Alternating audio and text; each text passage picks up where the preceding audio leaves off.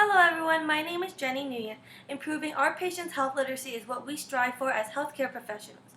Today I'm going to propose a plan to improve health literacy by addressing language barriers in healthcare.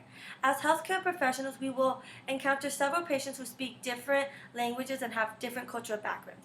It's our responsibility to make sure these LES patients are fully informed and understand the information being presented.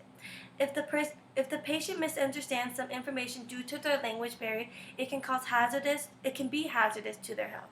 My plan is to educate the staff and the patients on how to overcome language barriers and better understand the health information while following the CLAS standards.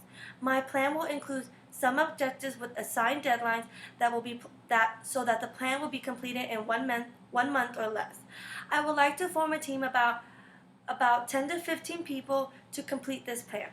I then conduct a SWOT analysis to find each person's strength and assign them to specific objectives. First, we must collect information about the common cultures in our area and the language they speak. I would form a small group and team members, 2 to 3 people, to complete this objective. They would have 1 week to compile as much information and statistics about the cultural diversity in our area.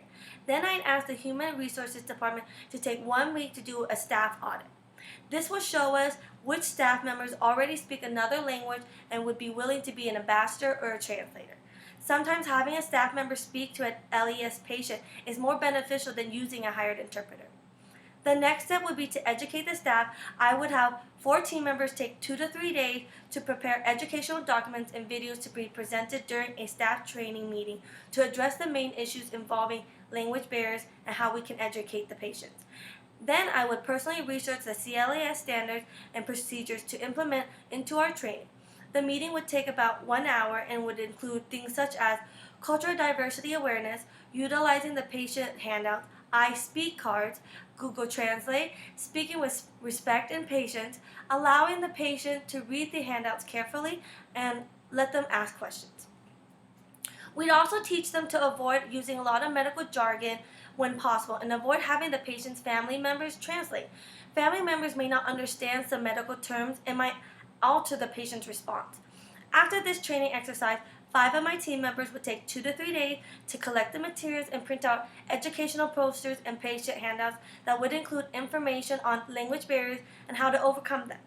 These documents would be printed in all common languages spoken in our area, such as Spanish, Chinese, Korean, Vietnamese, French, and German. The estimated cost to create the handouts is $40, and the cost of the poster is estimated at $100, bringing the total of the plan to about $140. Another way to plan to further improve our communication techniques is by providing the patients with surveys for feedback. This will create a better understanding of the patients we will be dealing with on a regular basis. If the budget allows, we could hire a third-party company to mail surveys to the citizens of our city. I believe implementing this plan will help us make the necessary changes to improve our facility and our communication with culturally diverse individuals. Providing our patient with the best care and keeping them informed is what we strive for as healthcare professionals.